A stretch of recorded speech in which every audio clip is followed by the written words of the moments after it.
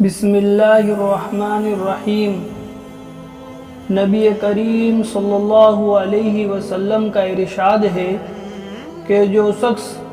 کسی ناجائز امر کو ہوتے ہوئے دیکھے، اگر اس پر قدرت ہو کہ اس کو ہاتھ سے بند کر دے تو اس کو بند کر دے، اگر اتنی قدرت نہ ہو تو زبان سے اس پر انکار کر دے، اور اتنی بھی قدرت نہ ہو تو دل میں اس کو برا سمجھے، اور یہ ایمان کا بہت ہی کم درجہ ہے۔ ایک دوسری حدیث میں وارد ہے کہ اگر اس کو زبان سے بند کرنے کی طاقت ہو تو بند کر دے، ورنہ دل سے اس کو برا سمجھے کہ اس صورت میں بھی وہ بری الذمہ ہے۔ ایک اور حدیث میں وارد ہے کہ جو شخص دل سے بھی اس کو برا سمجھے تو وہ بھی مومن ہے، مگر اس سے کم درجہ ایمان کا نہیں۔ اس مضمون کے متعلق کئی ارشادات نبی کریم صلی اللہ علیہ وسلم کے مختلف احادیث میں نقل کیے گئے ہیں۔ اب اس کے ساتھ اس ارشادات کی تعمیل پر بھی ایک نظر ڈالتے ہیں کہ کتنے آدمی ہم میں سے ایسے ہیں کہ جس کے کسی ناجائز کام کو ہوتے ہوئے دیکھ کر ہاتھ سے روک دیتے ہیں، یا فقط زبان سے اس کی برائی اور اس کا ناجائز ہونے کا اظہار کر دیتے ہیں، یا کم از کم اس ایمان کے ضعیف درجے کو موافق دل ہی سے اس کو برا سمجھتے ہیں، یا اس کام کو ہوتا ہوا دیکھنے سے دل تل ملاتا ہے۔ تنہائی میں بیٹھ کر ذرا غور کیجئے کہ ہونا چاہیے تھا کیا اور کیا ہو رہا ہے۔ نبی کریم صلی اللہ علیہ وسلم کا ارشاد ہے کہ اس شخص کی مثال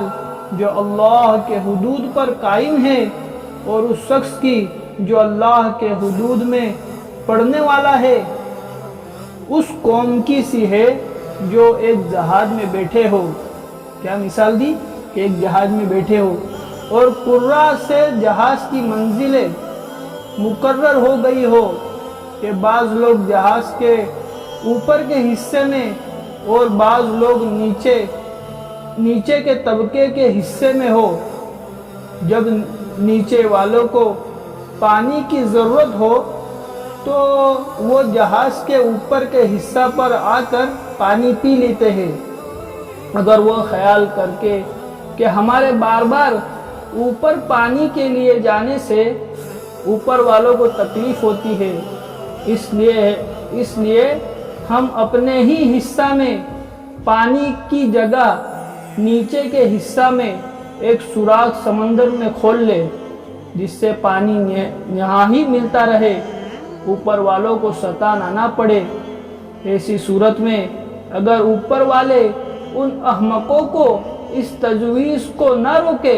نہ روکیں گے اور خیال کریں گے کہ وہ جانے اور ان کا کام، ہمیں ان سے کیا واسطہ، تو اس صورت میں وہ جہاز غرق ہو جائے گا اور دونوں فریق ہلاک ہو جائیں گے، اور اگر وہ ان کو روک دیں گے تو دونوں فریق ڈوبنے سے بچ جائیں گے۔ صحابہ کرام رضی اللہ تعالی عنہ نے حضور اقدس صلی اللہ علیہ وسلم سے ایک مرتبہ دریافت کیا کہ ہم لوگ ایسی حالت میں تباہ و برباد ہو سکتے ہیں جب ہم میں صلحاء اور متقی لوگ موجود ہو؟ حضور صلی اللہ علیہ وسلم نے دریافت فرمایا کہ ہاں، جب خباثت غالب ہو جائیں گی۔ اس وقت مسلمانوں کی تباہی و بربادی کے ہر طرف گیت گائے جا رہے ہیں اور اس پر شور مچایا جا رہا ہے، نئے طریقے ان کی اصلاح کے واسطے تجویز کیے جا رہے ہیں، مگر کسی روشن خیال تعلیم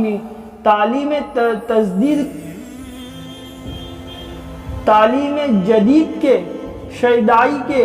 شیدائی کہ تو کیا کسی تاریخ خیال مولوی صاحب کی بھی نظر اس پر نہیں جاتی ہے کہ حقیقی طبیب اور شفیق مربی نے کیا مرض تشخیص فرمایا اور کیا علاج بتلایا ہے اور اس پر کس قدر عمل کیا جا رہا ہے؟ کیا اس ظلم کی کچھ انتہا ہے جو سبب مرض ہے؟ جس سے مرض پیدا ہوا ہے وہی علاج تجویز کیا جا رہا ہے کہ دین کی ترقی کے لیے دین و اسباب کے دین سے بے توجہی کی جا رہی ہے، اپنی ذاتی رائیوں پر عمل کیا جا رہا ہے، اور یہ مریض کل کی جگہ آج ہلاک نہ ہو جائے تو کیا ہوگا؟ میر کیا سادہ ہے بیمار ہوئے جس کے سبب اسی عطار کے لڑکے سے دوا لیتے ہیں۔ سبحان اللہ و بحمدہ، سبحانک اللہم و بحمدک۔